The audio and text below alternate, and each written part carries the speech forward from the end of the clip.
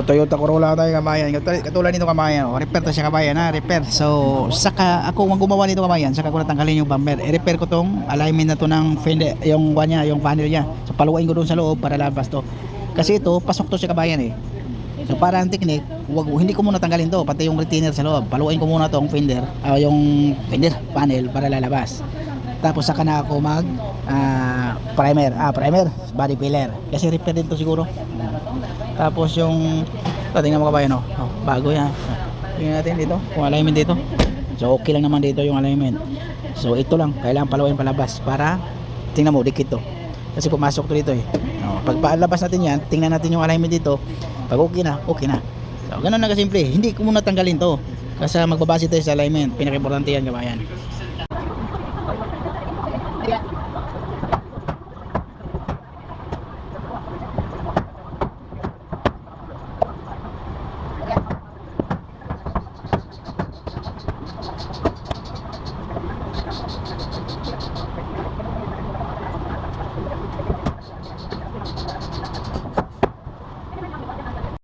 So, tingnan mo kabayan, oh. So, okay na yung alignment niya dito.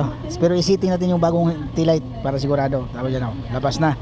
So, konting palo-palo na lang to siya kabayan. Tapos, masilya na agad. Ganun na kasimple kabayan. Basta bago yung bumper pala. So, ito na yung bago kabayan, oh. So, may bago pala nito kabayan. Ito, kasi basag to. Tapos, yung isang retainer, kailangan palitan to. Basag to. So, okay na. So, isiting natin yung bumper. Oh, kabayan, tingnan mo. So, okay na. So, pwede natin magpahid ng masilya dyan, oh. Alignment dito, okay. So normal lang yan siya dito, labas yung bumper konti. Pag ipasok natin yan, ano? Pag mayroong basag naman dito, masilya na tayo dito. Pagkatapos, tapos na yan.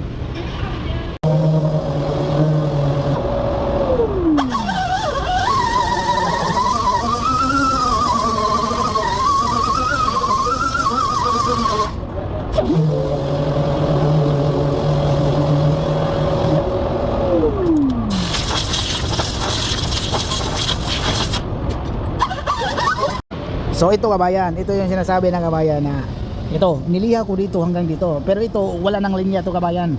Takpan lang ng primer to. So dapat yung masilya mo hindi aabot sa dito.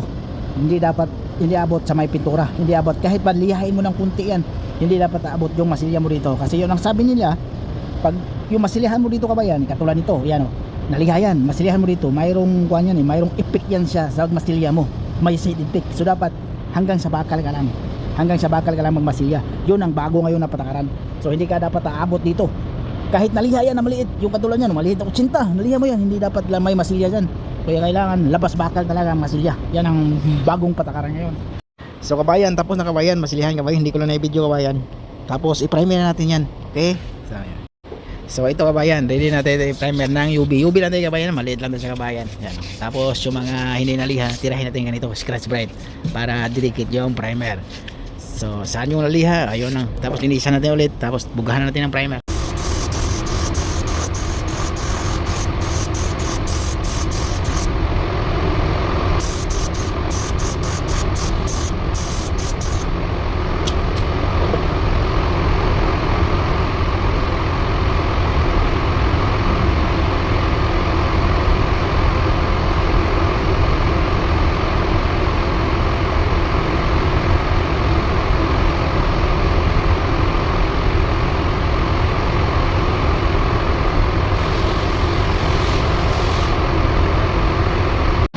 Kabayan, ito yung sinasabi ko kabayan, lalo na pag original primer yung gagamitin nyo, huwag kayong mag-tip dito sa hangganan. So iuro mo dito kunti, pero ito para hindi naabot yung primer mo dyan. Pero niliha ko na to ha, ng 500. So hindi naabot. So kasi kabayan, pag original primer gamitin mo, tapos magbuga ka yan, tapos automatic pag aabot yung primer mo dito, pag liha mo yan, hindi mo matatanggal yan. So pag itim yung kulay, sigurado may guhit, klaro yung kita yung guhit. Kaya ingatan nyo, distansya kayo mag-tip, tapos yung wag mo na paabotin yung primer. Ganun ang technique. Sprite kabayan, ito yung ginagamit sa liha sa kantuhan. Ito yung ginagamit namin. Lalo na kabayan, kasi ingatan mo yung kantuhan dito kasi hindi na blending to. Tingnan mo. So malayo lang yan, walang problema yan. Pero pag hanggang dito yung primer na yan, kailangan i-blending na to para sa color. Lalo na pag mahirap yung color. Tulad dito. So ingatan mo itong dito, mapudpud yung mga kantuhan dito para iwas color. Hindi ka na magtitira ng, kasi hindi na color to kabayan eh. Clear na yan sa Jamanday. dito lang yung color huwag mong sagiin yung puwan dito, yung mga kantuhan. Kaya ingatan, yung itong gamit namin scratch plate bali 800 to siya kabayan. Okay, maraming salamat kabayan. Kasi wala namang kantuhan, so machine na to 800 pa rin siya, machine ito na yun. Tapos i-final pa rin to sa scratch plate, makita natin kung